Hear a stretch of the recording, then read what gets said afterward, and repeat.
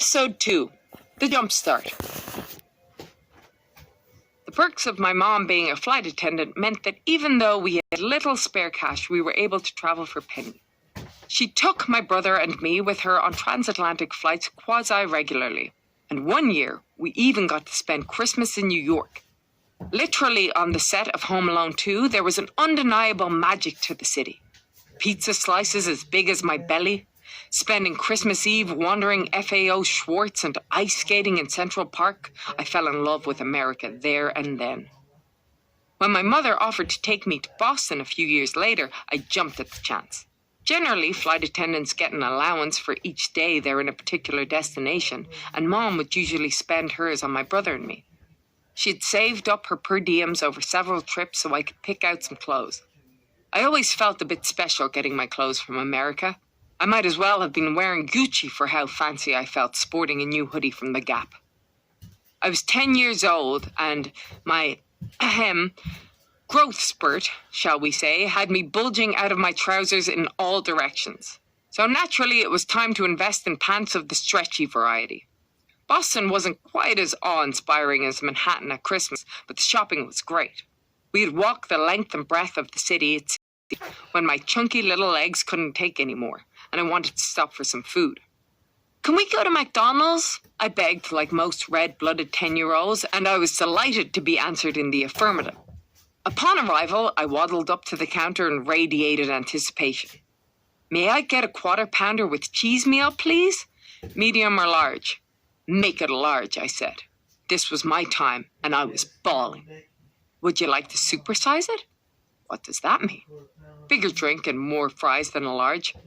What in the world? I thought. You bet your ass I want to supersize it. Wow, I gasped as the spotty teenager put my meal on a tray and pushed it towards me. I had never seen such a triumph of delicious golden fries in all my days. I took my tray and swaggered to a seat near the window, chuffed with my gluttony. I was so engrossed in my food and the conversation with my mom that I didn't think it weird when a man came in without ordering anything and just sat across from us. "Show me the jeans you got," my mom enthused. I bent over to look in the bag when my eyes landed upon the strange man. That guy has a weird-looking thumb, I thought. And why is he stroking it? I resurfaced with my new jeans in hand when it dawned on me. That might not be his thumb. How about the top you got? I leaned over again and caught a second glance. Yep, definitely not a thumb. I'm not hungry anymore, I exclaimed as I jumped from the table and ran to discard my previously coveted food. My sudden movement startled the man, making him jump up and run out the door. Throwing out food was out of character for me, so my mom followed quickly behind, asking, "What's wrong?" "That man was stroking his," I whispered, "penis." That event soured my view of Boston for a while, and penises even more so.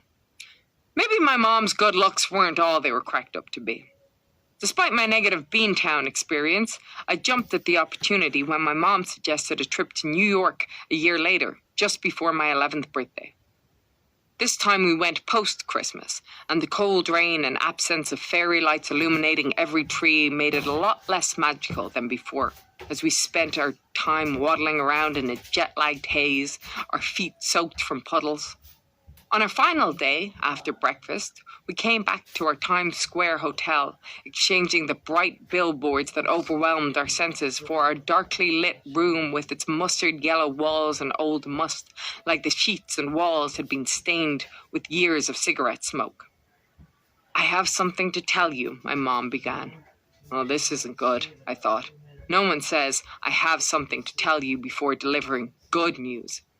My mind raced with a plethora of possibilities. First to my brain was that she and my dad, in a strange turn of events, had been getting along lately, talking and even laughing. Very weird behavior for them altogether. What if she was going to tell me that they are getting back together? Even at 10, I knew that would have been a terrible, terrible mistake.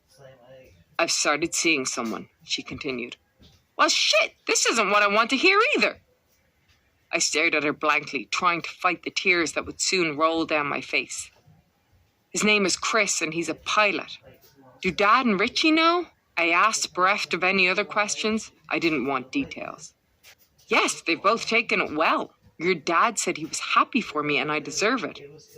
She did deserve it, but that didn't stop me being upset. Our whole lives, my brother and I had been the sole beneficiaries of all her love and affection. I wasn't ready to share it.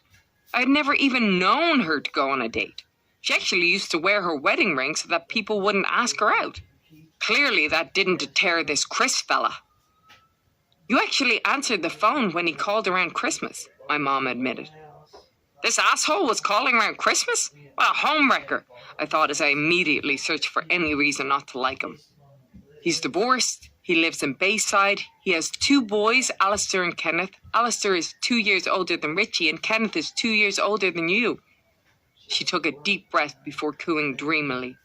He's the one. Well, fuck. But nothing's gonna change around here, she promised. A promise she couldn't keep.